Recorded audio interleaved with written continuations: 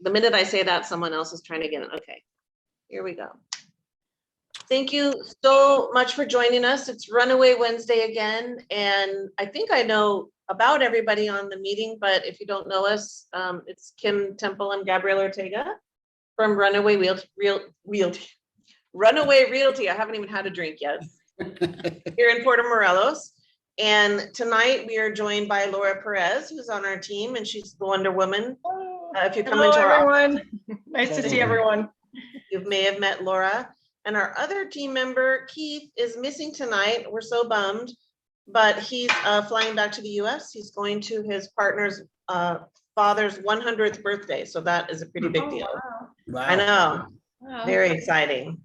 Also, he gets to go shopping at Target, so I'm a little bit jealous. So thank you for joining us. As you know, we're on Zoom and we're recording. If you prefer not to be on camera, that's fine. We would love it if you were on camera so we could see you. It's more interactive that way. But we will be posting the video on YouTube probably tomorrow or the day after. So if you're not comfortable with that, that's totally cool. You don't have to be on camera. And this, for our topic tonight, we are going to be talking about we called it the 10 things to know before about the Mexican culture when you're moving to Mexico, but I don't know if we'll get through all 10 or maybe we'll get through 20, I don't know. We invited quite a few people who've joined us, thank you so much, who already live here and who've already made the move. Because I think it is, I've said this many times, I think it's important to get more than one perspective. I can only give you mine, Gabrielle can give you his, but you know, it's good to hear from other people what their experiences have been here, what they would maybe do different, what they wish they knew before they came. So that's what I'm hoping to get out, you know, tonight. And I hope that they will feel free to share their experiences with us. I think we have quite a few. Andrea lives here and has for many years. Donna's been here about 8 years, I think. Ricky and Raquel have been here, 3 years? A while, yeah. Who else is here? The Somertons have been here a couple years now, I think. 1 year. With, Yeah, 1 year. Oh, 1 year. Yeah. Rich and Jenna just closed. So, and Laura and I used to see each other in immigration all the time because we were on the same cycle of renewing our visas. So we've been here about the same time in our 11th year. So quite a few people in town. I think we have a couple more that may be joining us, but anyway, so there's a lot of people to answer your questions, so I'll try not to hog the microphone, as they say, and let's get going. Sure. The topic is you're not in Kansas anymore, things to know before you move to Mexico, and I just want to preface it by saying, you know, there's been this kind of flood of Americans and Canadians moving to Mexico just in the last few years, kind of got super busy in 2019, and then, you know, the floodgates opened in 2020 and 2021, and it's continued into this year. And you know, I'm not sure, we don't have one answer for why that is. One is, you know, COVID made people realize they could work remotely, and many people took early retirement. Many of the clients that I've been working with just decided to go ahead and take retirement. But we're also hitting that leading edge of, you know, people aging into retirement age who are wanting to find a less expensive place to retire. So there's been a big, massive influx of people from specifically America and Canada, but also other places. But and so what I've seen is some people that are deciding to buy and move haven't spent much time in Mexico, and certainly not much time off a resort. And so they're getting hit with a real culture shock when they decide to set up a home here and have a life here. Because, you know, when you're on vacation for one thing, but especially when you're on a resort, everyone's saying yes to you and doing whatever you ask for typically.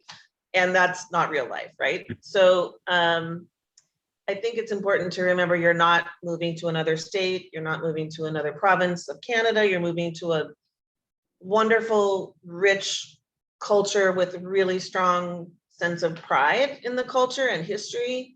And just because we've decided to make it our home doesn't mean they're going to change their culture for us to make us feel more comfortable and do things the way we do it at home.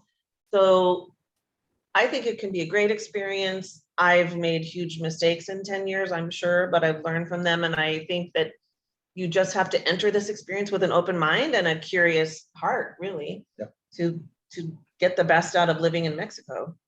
And so that's what I would invite you to do. And I'm so glad everyone's, joining tonight, because I think it's important to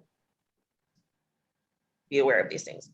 So I'm just going to dive in, and then we'll open it up for conversation, of course. The first thing that I think everyone would agree with me, raise your hand if you agree, the most important thing is to learn patience when you're moving to Mexico. That has been hard for me, and I think for many people who come from even for Mexicans, yes, from super high charge. Oh, I lost you there. Got out of the picture. When we come from this kind of frantic pace of life and culture in other countries and come to Mexico, and you just really have to wait for a lot of things. Like doing things in a more streamlined manner is not a high cultural priority. The priorities are other things, which is probably great, actually. Yeah. But I think that one of the big differences is like in another countries, usually you're paying by hour, right? So people is like punctual and working, and here is like it's gonna take as long as it needs to take, right? It's gonna get done when it gets done. Yeah. So this is something that people really struggle with here, and I myself have struggled with it. Like when I first moved to Puerto Morelos, there was no bank. And so I had to open my bank account in Cancun, and to open a bank account took me 5 trips to Cancun. And then I still didn't have a debit card. Like I was just so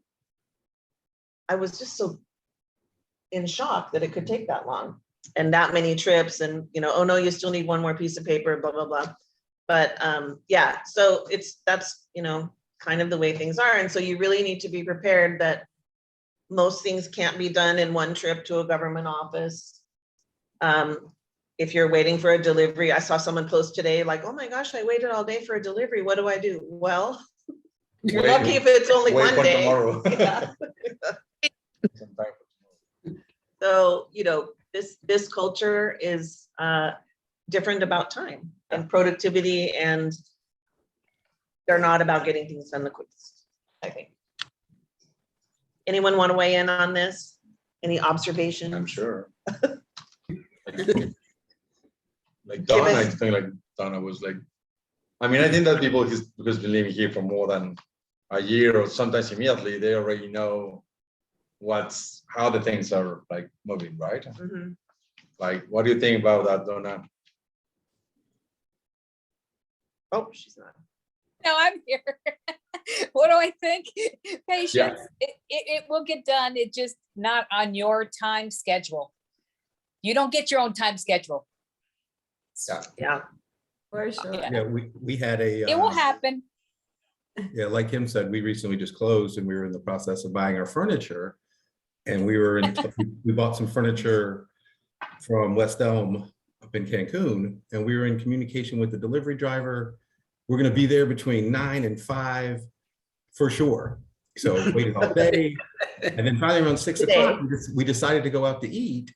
And sure enough, I'm sitting in the colonia having dinner at 7. Hey, we're here. Yeah, then we get the call. Wait, we waited around all day, and then they arrived. So we were like, okay, so just ran back in to let them in. So that was one of our experiences. So yeah, the patience thing. But the chair was worth it. The chair was worth it. So we got it. Good.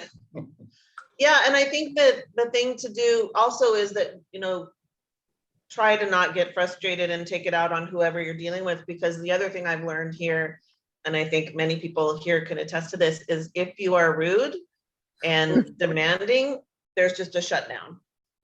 There's a complete shutdown, and then like a stone wall, and you're not going to get anywhere. So it really helped. Andrea's shaking her head, yes. So it really helps. It's going to help you in the long run to keep your cool and, none of us are that busy that we can't wait a little longer for the delivery guy, I guess. I don't know. Well, also here delivery is a little different because they release it to the delivery company, which isn't necessarily UPS or FedEx or whatever. It's a delivery company. And once that company has it, it's a whole different ballgame. You don't even have information for them. Yeah, you might not. Yeah, so it can be tricky. So have patience, try to be nice as long as you can. Hey, Don't lose your shit. Kim, Uh-huh, I have a question. yeah. So does that play for Americans down there as well? Do we have that same expectation, or do they hold us to a different standard because we are Americans and they know how we tend to operate? In terms of what? The manana mentality, just the kind of lackadaisical, relaxed atmosphere. Do they hold us to that same standard, or do they expect more out of us? Do they expect us to act like Americans, I guess? Well, I guess you'd have to ask, but I think that in general, in my experience, Mexican people don't get as all flustered and outraged and throw giant fits when things don't go the way that they're planned. Right. They're much more forgiving, and this is life, things happen, love you and you're welcome. They're just, so in that sense, I would say, no, I think they just have a better outlook on life, and it's not the end of the world if it doesn't happen on their time schedule. But if you're saying, can you be late for every appointment that you have here? No, you'll probably lose your, I think it's still important to try to be on time. So it's interesting. It plays for different things, it plays a different way. Yeah, if you have like a little project that is not like super relevant, at the end, you can say like, there's no rush. Let me know when you come in. See you that day. We're gonna meet. We're gonna be at home that day, or you're gonna be waiting, or like expecting that the people arrive mañana for real, right? So it's not personal at all. It's not it's more a cultural issue than because this guy come from this part of the world. It's not like that. It's more like, even for us, the guys need to come and pick something, and they saying like, you're gonna be there tomorrow. Probably not. I'm not that. So yeah. But I think he's saying, do Mexican people have a different expectation?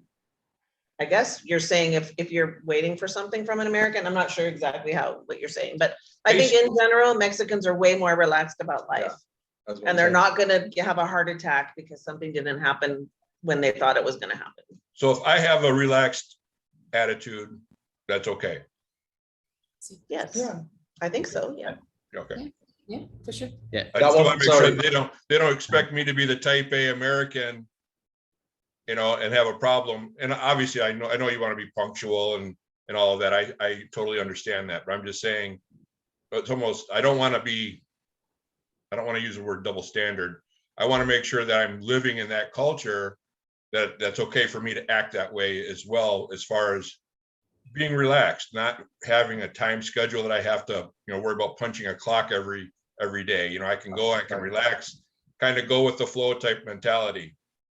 They don't expect me to be the type A American while I'm down there, I guess is what I'm driving. Well, I think you just show them who you are, and they'll, I have found that I don't feel like I'm treated with a preconceived idea of who I'm going to be. I think people kind of take you as you are, and if you show them the asshole who, can't tolerate anything, and if you show them the ugly American, let me say, then they'll may shut down to you. Yeah. If you show them your kindness and that you're trying to learn and trying to be a good, I think that you'll be treated nicely. Develop Yeah, relationship. in my experience. Yeah. Anyone else? Okay. So we're gonna learn patience. We wanted to talk about, this culture is very polite, and it shows up in many different facets of life. And one of them that you need to be aware of is when you meet people in Mexico, either in a personal or a business environment. This has changed a little because of COVID, but I'm going to talk about it because I think it's coming back, I've noticed. Yay. Yeah. When you meet people in Mexico, you should always greet them. And you notice this on the street, if you're just walking down the street anywhere, pretty much everyone you pass will look at you and say, buenos dias, buenos tardes, buenas noches. It's very expected that you acknowledge people that you pass and you see on the street. And when you walk into a room or you're introduced to someone, it's very important to greet them. And, you know, Americans and Canadians often shake hands or even just nod. But here, you know, they go in for the embrace many times. And so there's kind of an embrace with a little kiss on the cheek, especially if you're meeting like a friend of a friend or family or something like that. I don't know that we do it that much in business, but I really think they kind of do. Yeah, they in business even you still do that. And so that really took me by surprise moving here because I'm not like, that wasn't normal for me. So I had to really get used to it, especially in business. And not only do you have to do that when you meet people or enter into a party or a group of people, you got to do it on your way out too. So even if you're only staying like a half hour, when you go to a party or something, or dinner party, or you're invited in someone's home, you got to plan ahead because you got to say goodbye to every single person personally and give them a little hug and a kiss. So it's just not something at all that I was used to. And still, you know, it's like in the summertime, I don't love it because you're all hot and gross. But it's rude not to do it. So you be aware that that's very common. It's not weird. This is how you're greeted and you say hello and goodbye. Like we also with the food. When you're eating and someone passes in front of the table, you say provecho, right? That's next on the list. Let's talk about that. That's a good segue. Yeah, Restaurant behavior. Kim, I just wanted to add to that. Yeah. You know, the part about the greeting is one thing I found is even in text messages, that most of my text message exchanges with a Mexican will first say, I hope your family is good. I hope you had a good weekend. Yes. You know, you sort of have a personal exchange on text before they ask the question. Yeah. So it even gets that's on our list too. And we can talk about that now because it's a really good point, Rich. It's with this politeness, right? Yeah. You can't just charge in like, when are you going to be here today? Asshole who didn't come in. You in emails, in texting, you always say buenos dias. I hope you are well. How was your week? You know, you always lead in with something before you start to get to your business. Where are you? And you know, in emails, it's even more like, you know, buenos dias. Sorry to warn you. I'm sorry to interrupt you. I hope you can help me. Like, it's super soft and very polite. Very different from how we communicate, in my experience, in business in the US. And I don't know if it's the same in Canada. Canadians are very polite. So I'm curious if you're Canadians, if you guys are a lot nicer. Yes. But, yeah. Yeah, we tend to start off making sure everybody's happy and healthy, and then we ask them where the hell they are. It's true. It's true. Well, that's good. We need to learn that. So to get myself more, I mean, I'm pretty much in the habit now after 10 years, but I have to sometimes write it and then go back. Okay. And write a new introduction, like, Okay. because I start saying, when are we getting this title deed that we needed 5, you know, whatever. But hi, I hope you had a good weekend. You know, hope everything's going well. It's a beautiful day.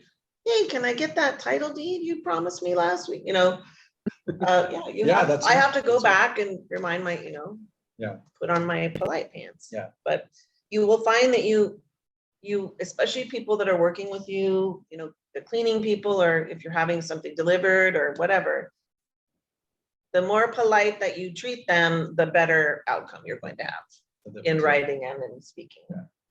Yeah, with the family, it's like a kind of, I don't want to be the last one who said good night, right? So it's like, good night, bro, and my brother says good night. Have a great, splendid night. See you later. God bless you. And then like, yeah, God bless you. See you tomorrow, by the way. And then you start. It's like, kind of sometimes very difficult to say goodbye at the end. Okay, so be very polite in writing, always keep that in mind. Restaurant behavior, eating in Mexico is much more of a experience. They're not trying to eat as fast as possible and get in, and the waiters are not trying to get you off the table as quick as possible. And so for one thing, they eat a lot later. The meal schedule is very different. I feel like here's what I don't understand. There seems to be like a mid-morning meal. Yeah, Then there's like a late lunch, yes. 2 to 4-ish. It's And then, breakfast, early morning. yeah, oh, so there's 4 meals. There's early morning breakfast and then 5? It's like Okay. early morning breakfast. Then before the lunch, you have something light, then the lunch, Uh-huh. then the meal, and then the dinner in the middle. Yeah. So you have early morning, 6 o'clock. That's why I've gained 50 pounds in Mexico. No, it's like, well, early morning, like before 7 o'clock, around 6 to 7:30, you have the breakfast. Then you have the kind of lunch, Mhm. right? Then you have the meal, like 1 o'clock. Oh, like 2 o'clock. Well, my mom needs to say 1 Okay. o'clock, sorry. Okay. So, well, between 1 and 3 o'clock, we like to Okay. say that. Then like a little light meal before the dinner. Really? Yeah, and then the dinner. Okay. So kids usually is like you have something with your son, for example, like 6:30, you can go to bed early, and then you have your Oh, real then meal. your dinner's later. Okay. Yeah. But Yeah. dinner is like All right. 8:30, 9. Now we've gotten that straight. Yeah. Yeah, so that's different. And then when you go to a restaurant, you may have noticed this. It's when you walk into a restaurant, if there are other people sitting and eating that you're going to walk past, it's very polite and expected that you would say provecho, which means enjoy your meal, basically. And so you're kind of expected to say that as you walk by people eating at tables, or The same. especially if they're seated near Provecho. you, and then they're going to say provecho back to you. Yeah. And you, when you're sitting and eating, people will walk by and say provecho, and you're supposed to respond. So that was a new one for me too, which was nice. Enjoy your meal. That was nice. The other thing is that it's considered extremely impolite for a waiter to bring you the bill before you've asked for it. So that drives like some foreigners crazy, because they're like, they never brought the bill. You have to specifically ask for the bill. They're not going to bring it to you. It's rude. So when you're ready, just la cuenta or whatever, say la cuenta por favor, or do the little writing thing, Yeah. the universal language of give me the bill. Yeah. And they'll bring it to you. So they're not being rude and inept. This is a cultural thing. Yeah. What else? Tipping. Tipping is a hot topic in the groups, it seems like, because some people are like, oh, you're tipping too much, or you're not tipping enough. You always tip a server, I think, at a restaurant. Yeah. And I like to tip 20%. I think my husband tips a little bit. Do you tip 15 to 20%? 15 to 20. Yeah. And that's just what we do. And then in Mexico, I was a little surprised that you're supposed to tip like everybody, pretty much. You tip the gasoline, the guy who does your gas, who pumps your gas. You tip the people who bag your groceries at the grocery store because they don't make a salary. I see tip jars everywhere. At the laundromat, there's a tip jar. At the everywhere. Oh yeah, at the locksmith. Yeah. The guy who sold the internet. Yeah, you got to tip. Yeah. That's how, I mean, all that noise in the morning when the trash truck's going by making a shitload of noise. Yeah. That's partly to get you out there, but secondly, they want to tip. So especially if you have a bunch of junk out in front of your house, like palm leaves, and it's not in bags, they're gonna make a lot of noise in front of your house. Yeah. 'Cause They can want leave you it there. to- and they'll leave it there until you tip them. Yeah. So it's really important, like, I think once a month or so, we give them sodas, or we try to, be nice to them because that's not a great job and like to tip. Yeah. Any discussion on tipping, guys? Have you had, what's your experience with that? Was it a surprise to you or? No. No. We've already No. discovered in our, in the short period of time since we've closed and been in our house, that tipping is very much appreciated. And in doing so, gives us a better service on the next round. And so, and better reception and better communication and better community with the provider, particularly trash, but whatever, however you want to put that. Just knowing that they could expect, especially because we just moved in and we are purging, we are throwing stuff away like crazy. And so there's a lot to do for them. And so they do appreciate that tip. Yeah. Any delivery driver you'll tip. You tip a lot of people. Yeah. Yeah. But makes a difference. Sorry, go ahead. Oh, it's okay. We were just down there, I think the week right before Easter, we came to the house, and we're in the same neighborhood as Donna. And I learned that if you give the guys in the gatehouse a Coke or a cold drink, they're a lot nicer to you. Absolutely. Yeah. Your package, Yes, 100%. drop it off. So even stuff like just giving a Coke to the guy at the gate really gets you far. Doesn't necessarily have to be money. Right. Yeah. Absolutely true. Absolutely, yeah. Yeah. Yeah, we have this kind of, suddenly we have this kind of Amazon fever. So we start like buying stuff, and then I met the UPS, FedEx, DHL. So I start offering like, here's the water or whatever. And then we have this little store next to us who sells juices. So like, would you like a juice?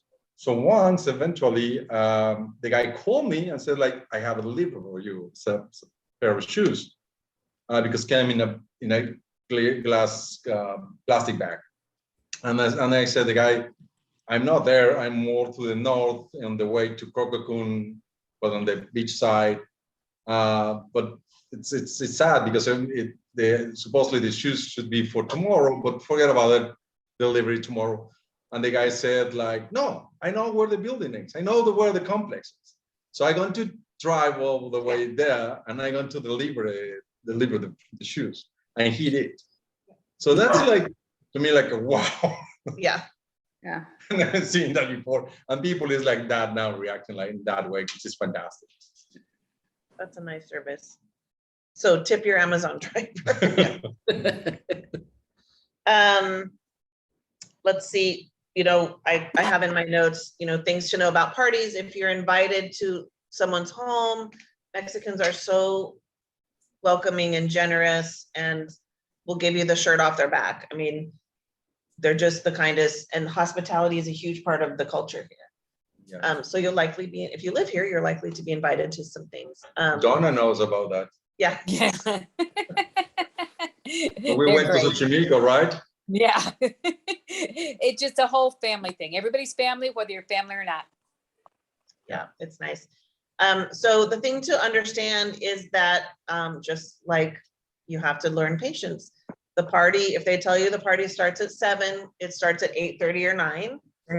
And you don't come empty-handed. If you're going to someone's home, you bring something with you. You bring beer or food or something. Tequila. It's tequila, yeah. So you're expected to bring something to contribute to the party. And you have to remember to say hello and goodbye to everyone at the party. Otherwise, you're considered a rude person who wasn't polite. Let's see. Any other thing about parties that anyone wants to Question. throw in? Okay. We already covered tipping. One thing that you need to be aware of that can be a real source of frustration when you have workers or you're trying to get something done is that in Mexico, it's still considered, it's very impolite to say no. And so a lot of times people will say yes to you when they absolutely do not mean yes. Yeah. They shouldn't say no. When they should say no. Like, can you Can you be Yeah. here tomorrow to fix my car? Yes, but no, like, you know, will this be delivered tomorrow? Yeah, you know, so it's, you have to be very like specific. If you really need to know, you're gonna have to like weasel around and be like, it's okay if you tell me this. And, you know, I don't know how to explain this. Maybe someone else can pipe in, because I know we've all had this experience where they're just saying yes and the answer is really no. Anyone? Yeah, okay, I'll talk. Yeah. Yeah, so I think if you kind of just sugarcoat the question and say, you know, it's really not like a huge deal. If you can't come tomorrow, don't worry about it. But if you could come tomorrow, that would be great. So do you think you could come tomorrow? And if they say yes, then it's usually a sincere yes. Yeah, even with, especially with directions, this is hilarious. So like, if you ask for directions, they're gonna tell you something. They're not gonna say, I don't know where it is. Or, I don't know what you're talking about. They will not do that. So you will go on a wild goose chase, most likely, when you ask for directions. Sometimes it's fun, but a lot, you know, a lot of times they'll just, or this is my favorite, like an electric guy's there and you're like, okay, do you know how to do this? Oh yeah. Ah, Yes. Oh, yeah. Have you ever done this before? Oh yeah. That's how our concrete counter got built. Oh yeah, I've done this polished concrete before. You should have gone to see it. I'll tell you that. Thorn and Gabo's side. Yeah. So yeah, so just, you know, keep that in mind. It's not, they're not lying. They're not, in fact, they're trying to be polite. They're not being rude to you at all. So it's just this, this thing that they don't want to say no. Mhm. That's it. I think that they don't want to look like ignorant. Yeah, you don't want to look Like, ignorant, but I you can- also, you I don't can want to tr- But disappoint it should people. be like fair enough to say, like, I can try. You Yeah. can say like, no, thank you. But they say, like, no, yeah, of course I know. Okay, go ahead. Yeah, so that's something to be aware of. Yes. Caroline is joining us somewhere on the screen. Family is a priority. I don't know how to explain this, except that when you, like, say we're gonna have workers come to paint our house and they don't show up. And you're like, where are you? You know, you said you would be here, blah, blah, blah. And if they're like, well, Tia Conchita had to go to the hospital. That's like a completely acceptable. I mean, in this culture, if you need to take care of something with your family, There's nothing. there's else to nothing do. else that matters. Like Yeah. they're not, they don't need to take a sick day. They don't, you know, there's just, the family comes first. Kind of beautiful. Oh, there's a trash truck or something. Sorry. It's okay. Getting a pizza delivery. Okay. Garbage men are there. And so that's something to just keep in mind, because for many of us of our age, especially, that you know, you were never allowed to have family interfere with work. It was not acceptable. And so here, that's just not the case. Having a family issue is completely an unacceptable thing to do. Yeah. What about help? Andrea can then tell us when people want to seek help, when you ask for prayer. Yeah. Andrea, you can say something about that? Like when it happened when you asked for someone to help you, for example? Me? Yeah, to like with Okay. your projects, Yes. Like your house? Yeah. The house? Yeah. like house or all the projects that she's. Mm, Yeah. like the charity. Okay. Yeah, it's the people in general in our community are just so beyond giving and helpful, be it expat or locals, Mexicans. Some of the projects we've done, we had some of the construction workers were doing our renos. We did the school cleanups when we were doing those. And I said, hey guys, we're cleaning up a local kinder. Any chance? Yeah, no problem. They were there. They brought out their wives, they brought their children, and they made a day of it with all of us volunteers. They did a bunch of the repairs for us. They actually came to 2 different schools and they wouldn't let me pay them. Like they would not accept any money because it was a charity project for the kids. So you need help and they'll ask. Like, we're doing a shoe drive right now and I needed help with these shoes and I put it out to the neighbors and again, lots of response. Like, I know this person can help you. So yeah, it's a really great community, expat and local alike. Yeah, I found that too. And I think most of you who are local here, I think Ricky and Raquel probably too. I mean, well, somebody posted recently that they passed out or fell down and immediately everyone came out of their stores and helped them. I mean, people just don't hesitate to help. In the US, you'd be like, oh, I can't give mouth to mouth because they might sue me. I mean, Exactly. like there's no hesitation. Doesn't matter what color you are, doesn't matter what country you come from, they're going to help you. Can I speak on that, Kim? Absolutely. So a couple of years ago, my parents were here visiting and we had our rental car and we were off to Tulum for the day. And just as we pull out of Playa, the rental car dies on the side of the highway, thankfully right by somebody's driveway. So we coaxed it into their driveway and we had a wait, obviously, for them to come bring us a new one. The family that lived in the house sent their young son out. They brought us water. She brought us cookies. A couple hours later, they brought us lunch. Wouldn't take anything. Do you need to use our baños? Are you okay? Do you need anything? All of their guests that came in the 3 hours that we were parked out in their driveway, same thing. Do you need help? Can we get you anything? If I was broke down on the side of the road in Canada, I think 7 out of 10 people would probably drive by me and not do a thing. So here it was just amazing what they did and what they offered immediately. And it's just, I think it's to be expected. Like, you help somebody, you see somebody on the road, you help them, they help you. So it's a very cool community in that sense. Yeah. And there's also kind of related that there's the Green Angels. So I don't know, Yes. You should know that if you're going to move here, that there's a free service if you break down on the highway. Is it only on the highway? Only on the highway. There's a 3-digit number that you can dial that I don't know right now, but the Green Angels will come help you for no cost, help you with your car. So that's amazing. Yeah, I agree. I think it's a super kind culture, and you need to reciprocate and be willing to help your neighbor and not even tip, but I mean, if your neighbor needs help, yeah, like you pitch in because it's a little community, which is what we like about it.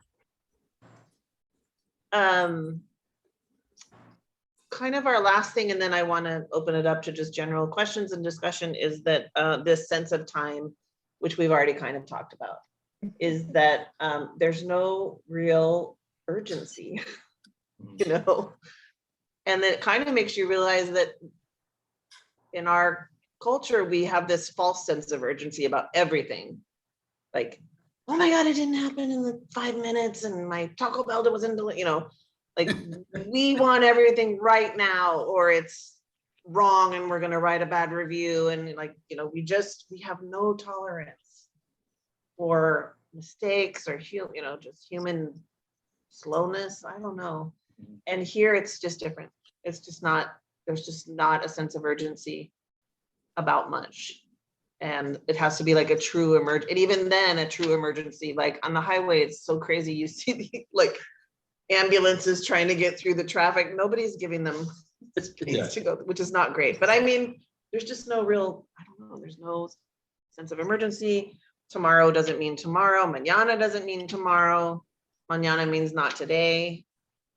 Or But in reality, is that not why we're here? We want a simpler life. We want to settle down. We want to slow down. We want the simplicity that we don't have in the US or Canada. Isn't that what we came here for? And so with that, I feel like we need to, work hard towards that. Granted, it is not easy when, a delivery guy doesn't show up, or we had an air conditioner installed yesterday. They were actually early. We were in Cancun and we're like, wait a minute. But, isn't that why we're here, right?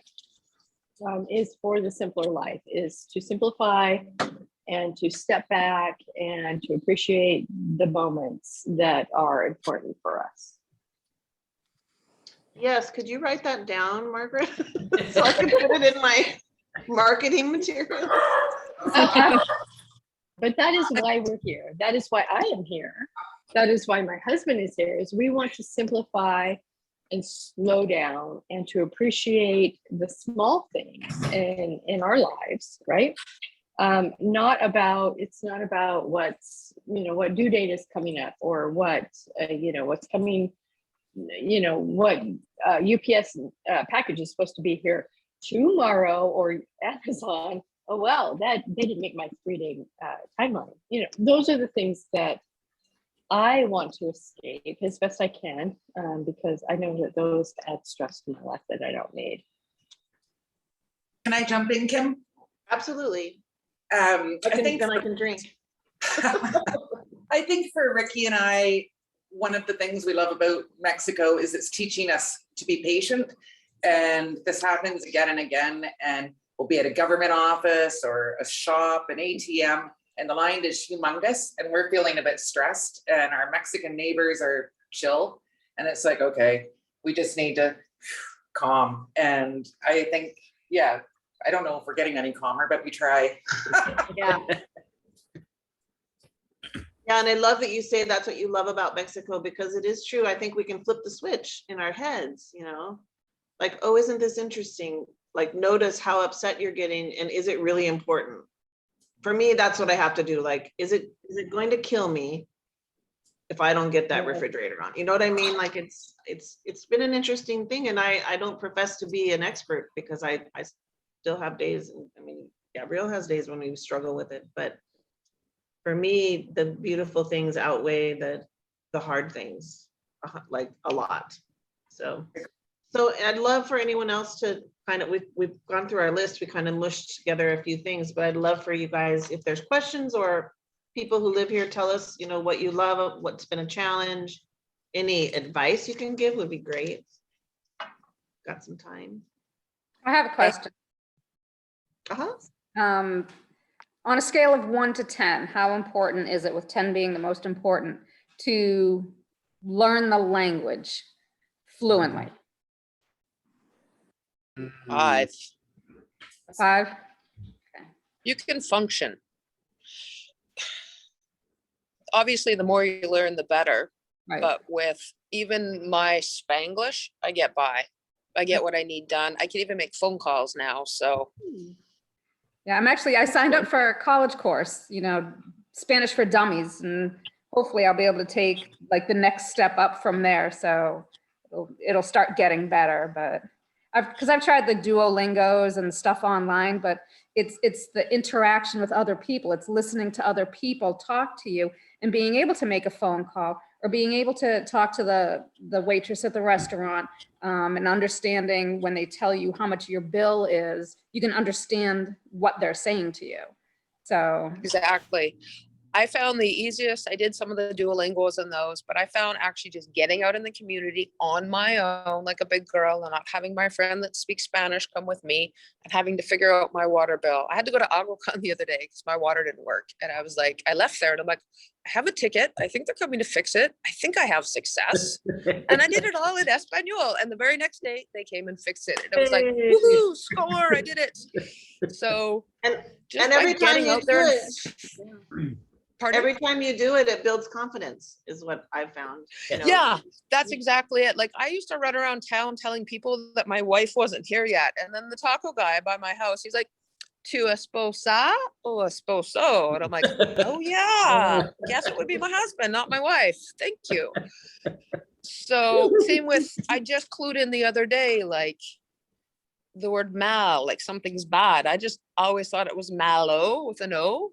But that's if you're referring to something male. I was like, oh yeah, I guess with the A for female, that makes sense. Like every day I'm learning something new, and it's just by getting out there and talking to people. And yeah, our poor construction workers, I think they tried to avoid eye contact. They were like, oh no, she's going to practice her Spanish on us. Help us.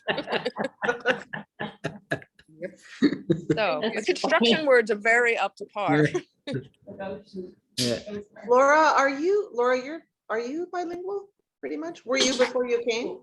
Oh, me? No, I didn't. Well, I had 3 years in high school of Spanish class, but so yeah, I really was not fluent when I got here. But I think I mean, for me, I think my life changed a lot when I got comfortable with speaking and going out and doing small things, because it used to create a lot of anxiety in me. Like I was like, oh my God, I have to go pay my water bill, or I have to put credit on my phone. And these are very simple tasks that in the States you could go, or Canada, wherever, you just go and do it easily. And I used to depend on my husband a lot. My poor husband, he had to do everything for me. So I think it just made, like Kim says, every time you do it on your own, you're going to become more confident, and that you can avoid all that anxiety if you just have like some basic Spanish. So I mean, I think it's important to definitely have some basic Spanish. So like Laura, my household is also bilingual. My husband speaks Spanish and I don't speak much. But I have to stop relying on him as well. Like you mentioned, Laura, and Andrea said the same thing. I echo that. You have to just jump in and do it. But on the other side of that, I will say, I can't remember who brought this up, Jennifer, maybe. Yeah. It's really super cool that you are making an effort before you come here, because it is a better experience. And like Laura did in high school, I did 2 years in college, but you know, what was that, 35, 40 years ago? And the language, you know, it changes. It just does. I think it's really super cool though, that you're trying to, you know, assimilate and respect your future home country of choice by learning some of the language. And the repair guys and the construction guys and anyone who's working in my garden or my house or around me, I want to have a real honest relationship with them. And that requires me speaking their language because I'm the guest. So that's super cool that you're doing that. Thank you. I applaud you.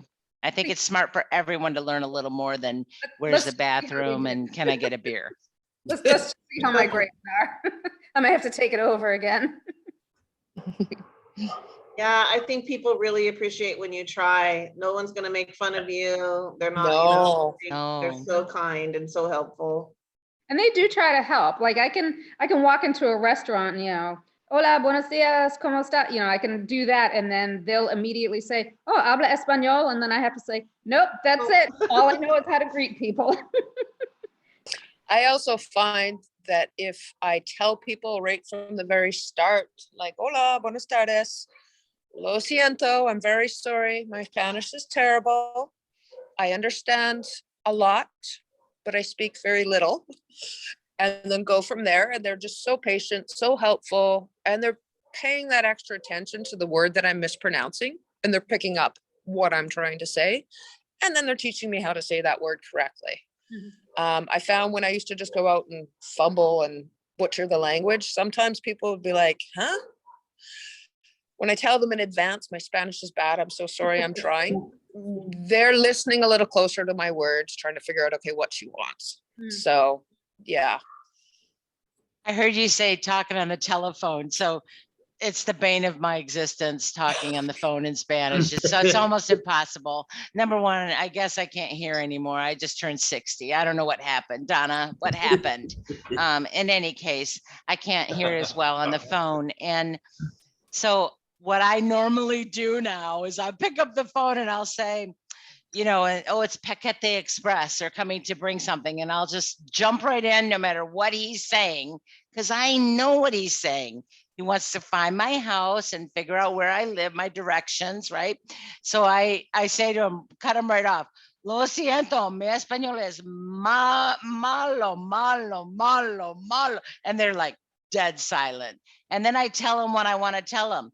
Mi casa es en la esquina de, you know, Plutarco Elias y Rojo Gomez. And I tell them what I know they're looking for. And then I barely have to have a dynamic conversation. I just kind of tell them, and then they're like, okay, 15 minutos. But as long as you know enough, a little bit, you are waiting and respectful. I know what he needs. He's grateful to me that I can tell him in his own language. So I think it's really important.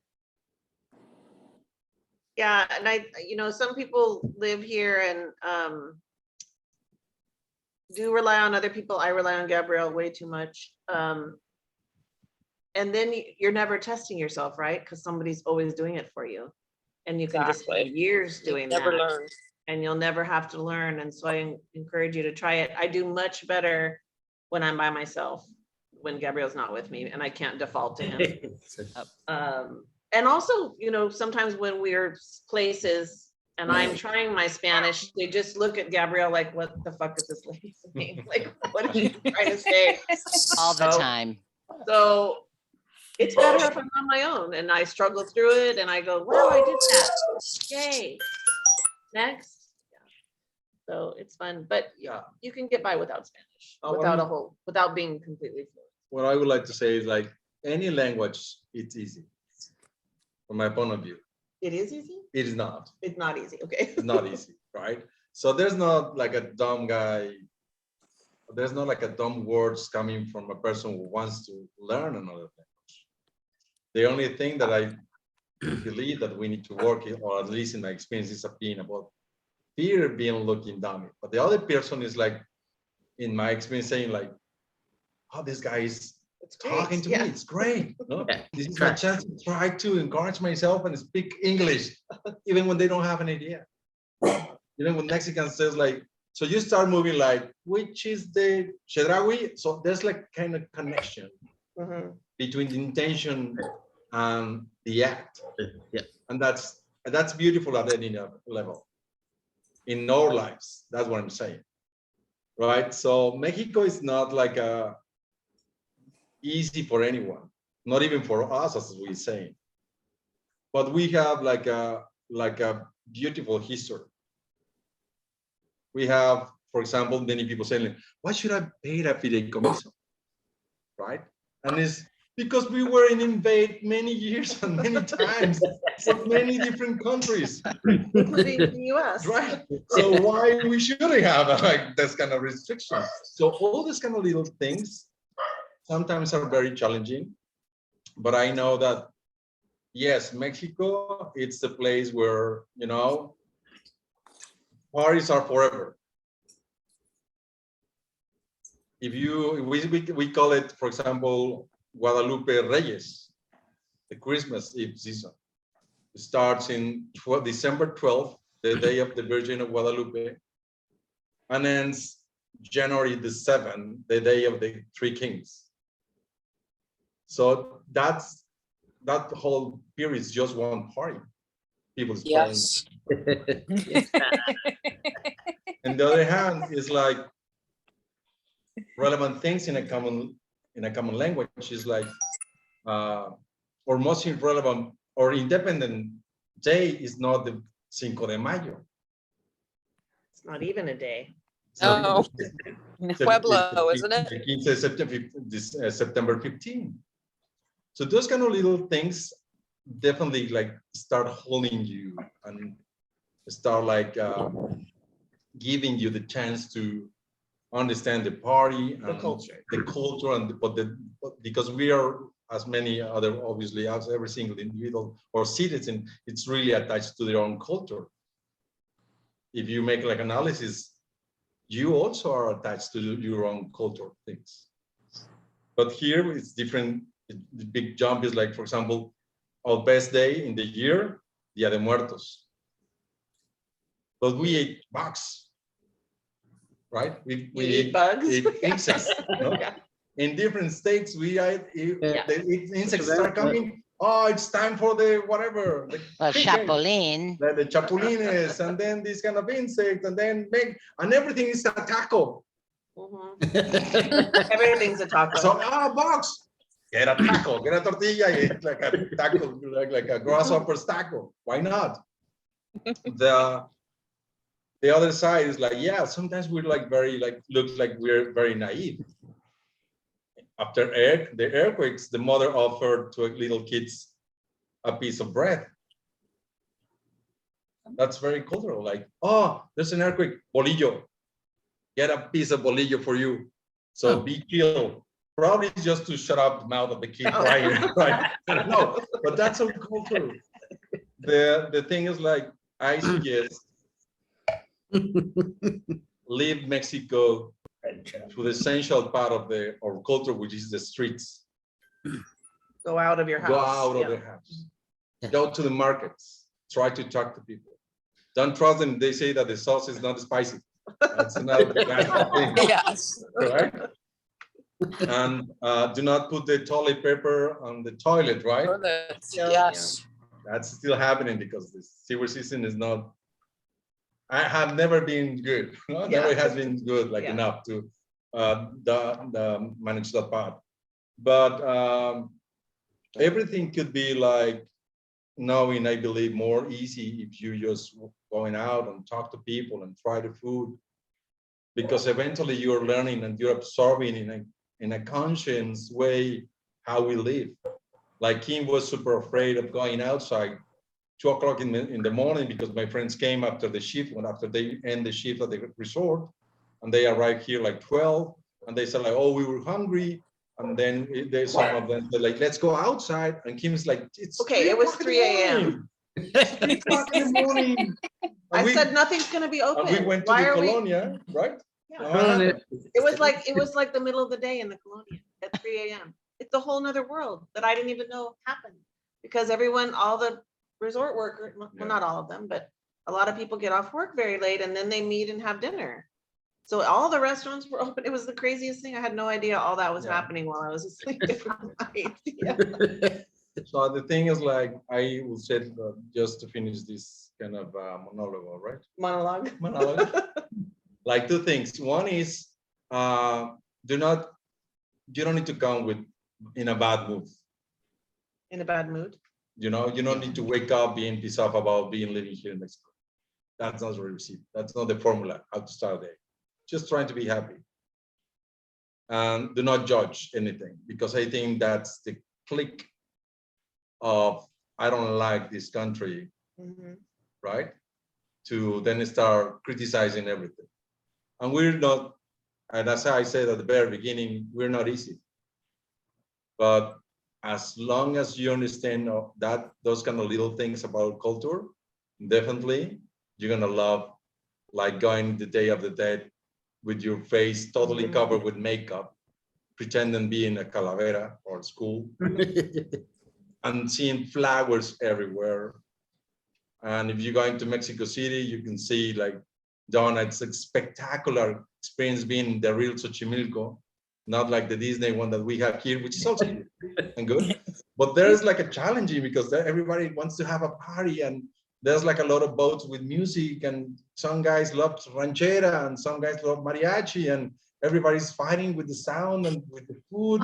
So we're probably, but we always try to be nice people. That's Oh, it. no, it's wonderful. You just have to like the noise and the excitement and the joy. That's right. That should be on my list, actually, about that Mexicans live life out loud. Oh, yeah. It's Oh, about it's the a good one. party. It's about being together, and there's a lot of music and loudness involved. And if you can't handle it, you're not gonna be Ranchero, happy here. Yeah. mariachi, ranchero, mariachi, ranchero, Or mariachi. bad karaoke is what happens in our neighborhood. Karaoke. My neighbors. But you can make yourself miserable, or you can just laugh and say, hey, like, it's great they're having a good time. Right, yeah. Hopefully it's not happening every night. It's all in your attitude. I think that's what Gabrielle's saying. Like, Yeah. You're coming to a different culture. Try to embrace it rather than tick off every little thing that's different than what you used to have. Yeah. And we're like a kind of sarcastic. We said like, oh, I cannot go. We always seen like the easy way, like I cannot go to the party because I have a tire, which is like puncture, right? And people is like, have a cab, get a cab. Don't worry. Use it. The collective is super efficient, for example. And not only here, everywhere in Mexico is super efficient, and it's super cheap.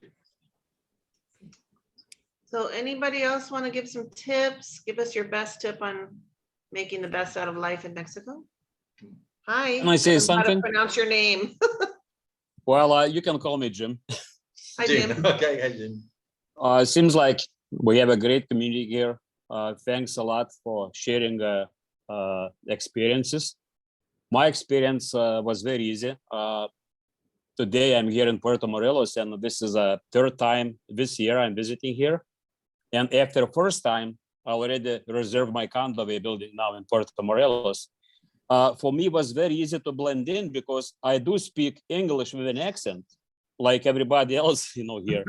So I'm not afraid to talk to them, and it's like instant relationship, and so far so good. I'm really enjoying here. One more thing, we live in Chicago, but I'm traveling back and forward to Europe. Then I'm in Europe to get more attention, to get more respect, to get better service. You have to be very flashy, expensive watch, like golden chain, clothes, Here's opposite. You have to be very plain. And it's easier this way to blend in a crowd. I don't want to stand out, and to show myself who I am, So that's my experience, just for those who's traveling to Europe. But I had very good time with you guys today. I had to switch to another Zoom meeting, and looking forward, next time to be on a Zoom with you as well. Thank you very much. Thanks for joining us, and welcome. Bye-bye. Definitely welcome. Anyone else? Richard? I think we have a Comment? question. What was it? Oh, sorry, go I ahead. need a refill. We're supposed to be in Puerto Morelos on May 7th. I've been talking to Keith, and the housing market sounds kind of discouraging right now. That you guys have the same problems we have here with just not enough inventory. But my husband was just saying, when we're there, would it be possible to meet with some of you and make some friends while we're there? Yeah, sure. There's We would love lots of that. activities. Carrie's waving. She says yes. Yeah, we would love that. We traveled on we worked on a yacht for 10 years in the Caribbean. We started in Peru and went into the Caribbean. And so I'm listening to the stories and the culture, and it sounds very similar. We spent 7.5 months in Venezuela, and we spent time in Panama and Colombia, and I don't know, just Ecuador, all over. And it's all the things that 10 years ago we got frustrated about, but in the end, learned all those things, like when you were saying, they'll say yes, but they don't really mean yes. Yes. Yeah. So even we experienced that even in Hawaii. The Hawaiians are the same way. They don't want to disappoint you, so they just say yes, with no intention of ever following through. So I think culturally, after spending 10 years living in the Caribbean, we spent a lot of time in Puerto Rico and St. Thomas. That I think that part of it is not going to be the hard part for us. Language, I think, is going to be our hardest part. I mean, we made it through Venezuela. We were there for 7.5 months, and I could generally find what I needed, or what whatever we needed to get, but it was challenging. So I think language is going to be our biggest hurdle. So. Well, it's cool that you already know island life. Go ahead. If you're not, and we bought our house back in August of last year, it's good to have a good house manager, like a liaison, that can help you get things done from far away if you're not permanently down there yet.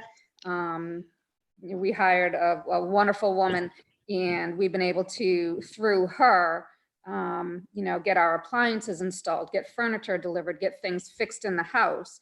Our house is built smack dab right next to another house, and we had all sorts of waterproofing done, and we were still getting water, but she was able to contact our neighbor, and he very kindly fixed his side of the house. There's no way on earth I would have been able to do that on my own, not being there. And even when we're down there, I think we're still gonna keep her around, because she's just a wonderful woman, and she knows everyone. You need a carpenter, you need a plumber, you need a painter, you need someone. She knows everyone, and she's a local there. She knows the language, and it really helps a lot. to have that kind of middle person down there too. That's what I'm finding. Well, we are planning to retire in August. And so when I talked to Keith, he told us if you find a house, it's going to be 3.5, 4 months before it's all done. And so when we were down there in May, we're coming down to check everything out, and then coming back, getting our house here ready to sell. And then we're going to travel in our RV a little bit, and then we're planning to come back down and just be there, unless we just come back up to use our RV and go on some trips through the States. So. Well, when you're here in May, we can set you up with some people for sure. I'm trying to think now. I mean, now there's so many places. We don't go out that much, but where do people meet? Used to always be my Thursdays. paradise, but So on Thursdays?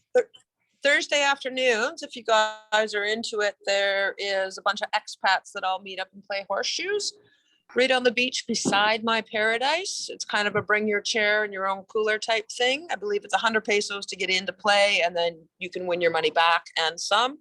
That's Thursdays at 2:00. And it'd be really great, Andrea, if you don't park in my front of my house when you're here on Thursday, that you leave that open for my own personal vehicle. But I'm going to need directions to your casa en español, por favor. Oh, no problema. Good comeback. Yeah, and there, like, I mean, there's live music. It's kind of impossible not to meet people here, really. Oh yeah. People sometimes when we're looking for properties, people are like, I don't know if I'm gonna make friends. I'm like, you're gonna have more than you need, and we're in a small town, so That has been our biggest concern, is, making friends. We are not a problem. You won't. I wouldn't say we're social, but we're social, and we like having a group of friends. And oh yeah, there's lots of places, Denise. There's tons of places. Lots of beach bars, lots of restaurants. There's groups that get together, like Andrea with all of her raising awareness and money and funds. And we're having a chili cook-off coming up in the fall. There's always something to join and participate in and be part of. And you'll meet people that are like you. Yeah, there's tons of things you can volunteer with working with the kids, helping with the animals. Like, there's always somewhere that you can get in, and A, you're helping the community, and B, you're meeting people. So it's a win-win for everyone. I'm going to put my email in the notes, if that's okay. Yeah. To everyone, and then maybe we can figure out how to get together. And I don't know, if you don't have a dog, you will have a dog pretty soon. So just or 7. I posted on your post the other day, Kim. I have the 2. This is one of them, who I told told her she's going to turn into a Chihuahua. We have 2 dogs and an 18-year-old cat that are coming with us. So cute. Well, I'd like to talk to you in a year and see how many dogs you have then. I know. That's, I told, when we were talking about moving there, and we're like, well, what are we going to do all day if we retire? And I'm like, well, they have lots of animals. We can take care of the animals. That's another good thing, is you could help out with fostering. They need foster homes desperately for some of the rescues. So if you don't want to keep it forever, you could help out foster and socialize it, and then get it on its way to its forever home. Okay. Rich and Jenna, you look like you need a dog. Oh, we have one. All right. Yeah, we brought Reggie. Is he there? Yeah, they have the dachshund, right? And we brought him to we were there all of March, and we just left last week, and we had Reggie with us. Reggie has already 2 stamps in his Mexican passport. Is it pretty easy to bring your pets? It was so easy. It was very easy, actually. Yeah, it's, you read online about, it's coming from the US, it may be different from Canada or other places. Yeah, but that I'm not sure. You read online that they're gonna have this big inspection, and basically the guy in Cancun airport said, "What's the dog's name?" It's Reggie. Oh, Pedro Here's Bonita. his And then, like, he's gone. paperwork. He pet him a couple Yeah, and then let times it go. and then Yeah. he was Yeah. like, You just need rabies vaccination. they do need rabies for sure. I mean, he's got kind of all of the like rabies and distemper and, you know, heartworm tests. And we have a sheet with all of it listed out. I just keep a couple copies in his little, you know, rolly kennel. And we've flown in and out with him twice now and have not had any major issue, except for actually leaving the US the second time. They were like very concerned about the size of the crate. And I'm like, well, he's already been on your flight, this exact same flight a couple weeks ago. But yeah, But it's generally speaking, it was pretty straightforward. yeah, just the vet. The only thing I would point out is flying with pets in cargo. If you're traveling with cargo dogs, if you've got heat embargoes. So from May 15th to October 31st, you can't fly with any cargo dogs. They'll go in they're small, they'll go under. They're the little, seat. they're carry-on. Yeah, you're perfect Yeah, then. they're. Your carry-on is fine. You can only have one per person though. So like if you have just two, like you would each have to be flying with one. And we'll have to have somebody come down because we also have a cat. So we'll have to have somebody come down with us. Yeah. Or did anybody drive down when you moved down there? I've driven many, many times across the border with and without animals and children. Well, then I would love for you to email me and tell me the best route to come. Oh, There's well, a Facebook group for that, actually. There's lots of people that are driving it today that can probably give you better advice than mine was from years gone by. We've been here 10 years, Denise, so we don't drive it too much anymore. On the road in Mexico, right? I'm right. Yeah, it's On the really Road in Mexico is an good. awesome group. Is that a Really Facebook good group. It's a Facebook Facebook. group.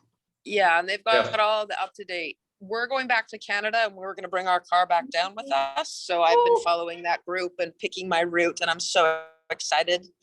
I can't wait to do it. I'm Yeah, going to see all they're of Mexico, very- not just Quintana Roo. No, Well, I very, could very keep you helpful. guys- I Where could are you keep guys coming on from, film. Denise? What part of where we We're coming cross? from Reno, Nevada. Oh, from Reno. Well, so we drove from Albuquerque. Oh, okay. So we've been all along that same crossing area many times, and it's so easy with your animal. In fact, one time we were crossing through, and we bring a lot of what my husband calls pogey bait, which is just food that you have in the car for snacking. And we've got our Esperanza, our giant Labrador, in the car with us, and we're packed up to the roof because we didn't pay for anybody to ship our stuff. We brought all of our own stuff over many trips. But anyway, we go through the crossing in Santa Teresa in Nuevo Mexico, in New Mexico, and the guy says, "Oh, you know, are those Oreo cookies in your back seat?" And we open the car door, and there's a big bag of Oreo cookies, and he says, are those something you're eating in the car?" "Oh yeah, that's just our snacks and stuff like that." And he said, "Okay, no problem. Go ahead on through." And my husband says, "But we have a dog. Did you want to look at the dog or the paperwork or anything?" We just gave him some of the Oreos and continued to drive. That is good to know. So going Didn't even back to matter. the flying your pets, be sure to check with the specific airline that you are going to fly on, and they will give you specifics that they want to see as far as paperwork goes.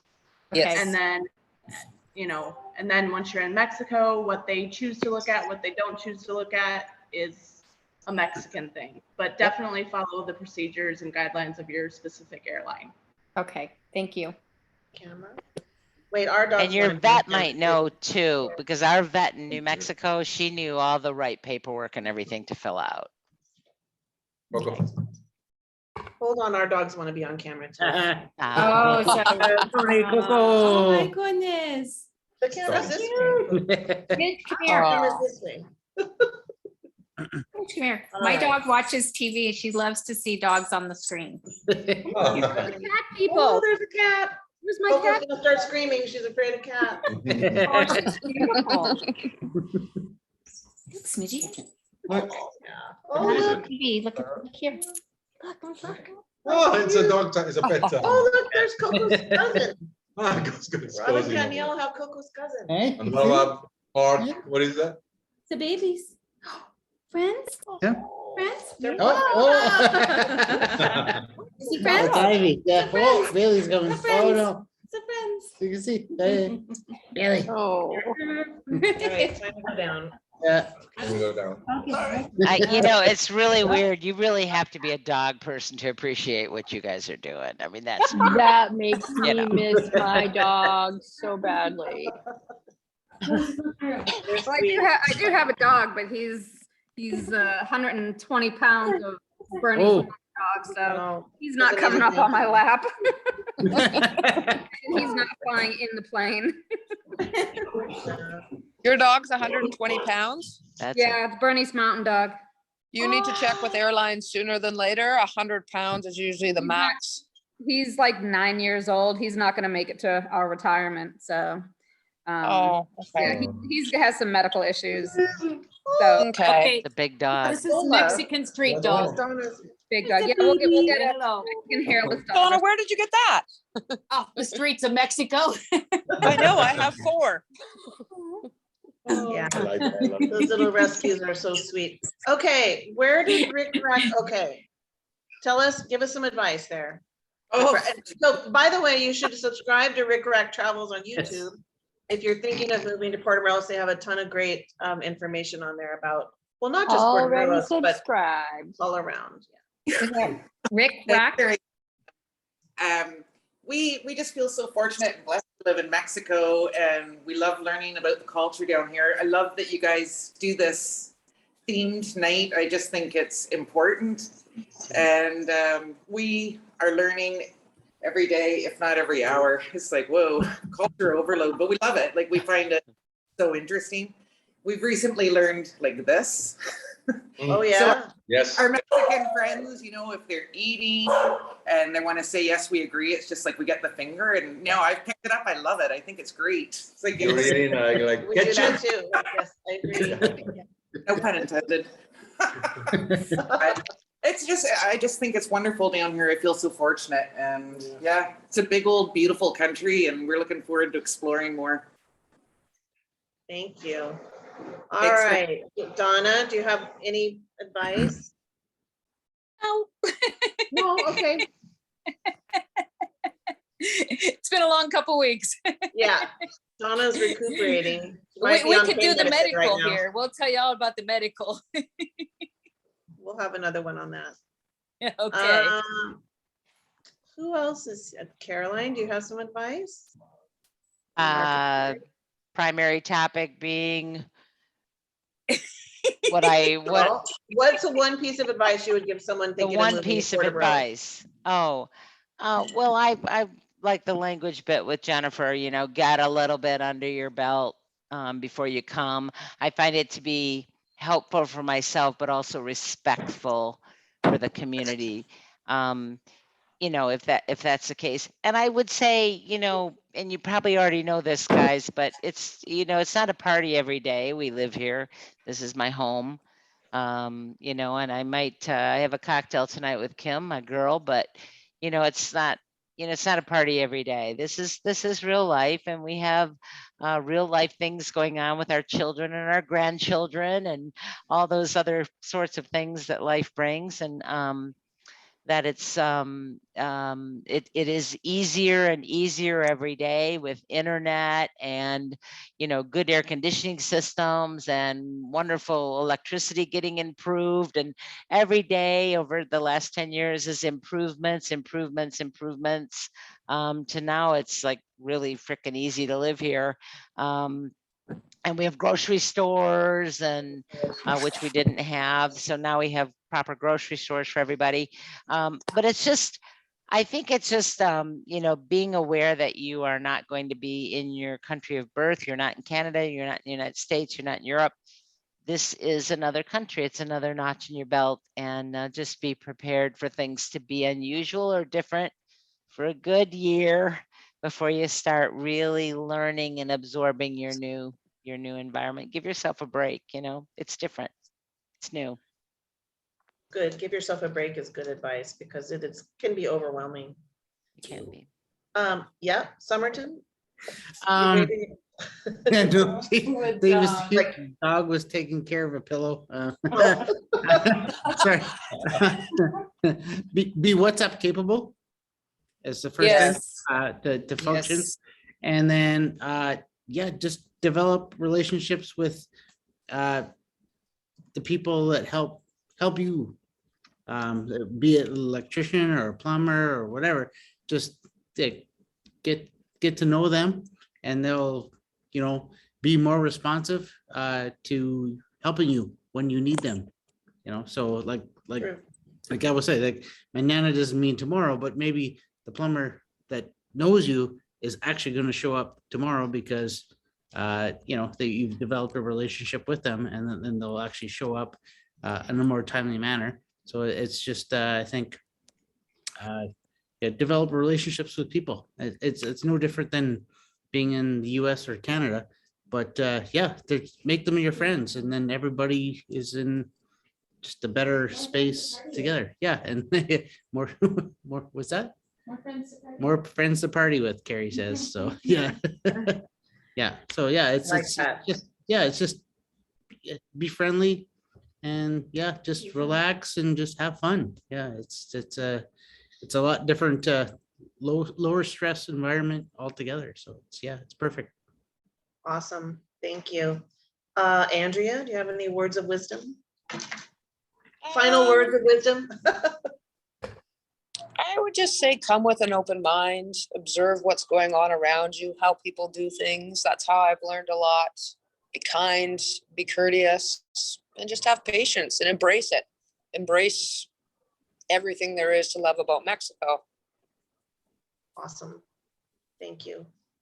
Did we already ask Donna? I feel like I'm running. Yeah, you did. I asked Donna. Hi.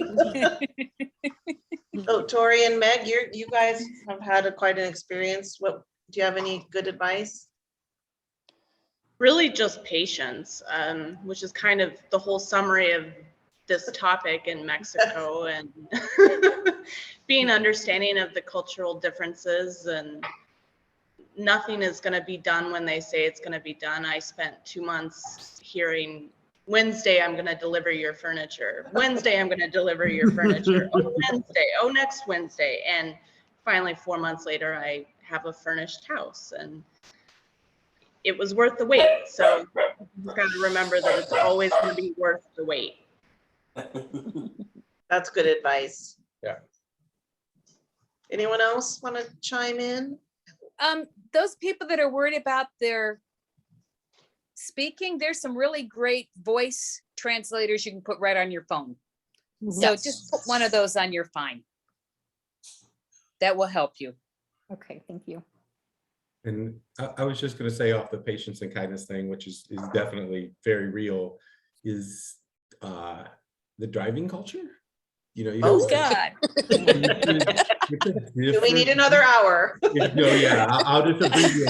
If you try to apply US or Canada driving rules to Mexico, you're going to cause the accident. So I was leaving go with the flow. I think more Vietnam than go the US or Canada in terms of because driving.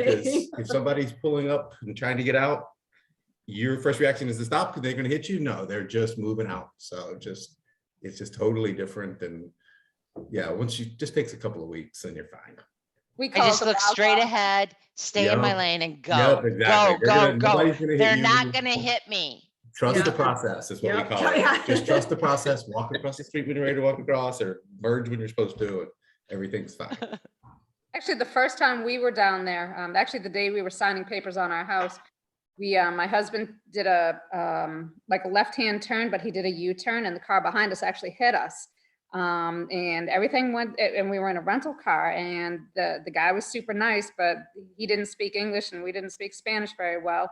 And when we returned the car to the rental agency, they were, there was some damage on the car, and they're like $250, and we paid that and went on our way. Back in the States, that would have been $2,500. So even if you do have a little fender bender, it's not going to cost you that much to get it fixed. I think that's an anomaly, Jennifer, but we'll just leave it at that. Yeah. It was scary for us because we didn't know what to do. And for the rest of the vacation, my husband was very worried that this was going to cost us a lot of money. We were going to get in trouble. It was a rental car. But the people at the rental agency were super nice about it. You know, some guy came out and kicked a dent out and moved some stuff around and gave us the bill. We didn't even file it on a claim or anything. It was, you know, so that part was good. The It was part a where we cash got- deal. Yeah, so we're a lot more careful and aware of what's going on around us. And I think that's it, is you just have to be more aware right now. Because there don't seem to be specific rules about things like there are here. So you got to kind of ebb and flow. You gotta work with what's around you. I think one of the beautiful things is that happens is like when you finally met like the right person, everything is like moving forward super easy. And I will say it like one of the things that you need to remember, like sometimes you can perceive that we still living in a little town. So there's things that you can find here easily, but if not, I'm talking about like everything, like find the right guys who's gonna help you, find the right agency who can support you doing a thing like that. But yeah, sometimes it's like not. I'm talking in general, like it's not easy to find the right guy, right? To help. But when you found these kind of people, it's amazing. For example, I know sometimes the part is not coming, like with the washing and drying machine that we're still working for the power with Mark Somerton for weeks, right? On the other hand, if you want to have like a things immediately, maybe you can go. It's easy to go to Cancun or easy to go to Playa to find them, because we still have this kind of situations when you can perceive clearly that you are in a small town. One of the things that sorry, just to finish, like one of the things that I'm going to say is like, to me also was very difficult, like to say, I was working for hospitality many years, and now one of the things that was very challenging when I decided working with Kim was like, if I want to meet people, I meet people every single night in a restaurant. And I said, like, what about my friends? Who's gonna be my friend in this town where I do not know anyone? And I've been having like, not even like surprisingly, a great relationship more than these people now. It's part of my family. It's the people that I can call and ask for a favor. It's the people that I don't even need to ask. When sometimes people left the country to go to wherever, people is calling me like, are you okay? Do you want to go to here? We're gonna go to this restaurant. Are you coming with us? Those kind of things are unbelievable, valuable, and you cannot say enough. Thank you very much for those kind of things. Nice community. Yeah, nice, lovely community. You're gonna love it. That's all we can say. That's what guys, for us. Even though we haven't been here long enough to add any kind of valuable advice, what we are trying to do is keep an open mind to the language, to the barriers that we're encountering, and be respectful. And that's serving us well so far. So we'll continue with that. And as we learn the language, we'll continue to use Google Translate. Excuse me, it's your friend. All right, guys, thank you so much. This was a good discussion. I hope that you found it helpful. Yes. Thank you Did so we much. lose everybody new? Now everybody. Good night. Bye. Thank All you. right, good night, Thank you guys. very much for everyone. Yeah. Thanks for your time. Good Yeah. night. Thanks. Good night. Good night. Thank you, everyone. It was really helpful. Appreciate all the information. Good Oh, night. good. Good. Good night. Good night. Bye. Bye, everyone.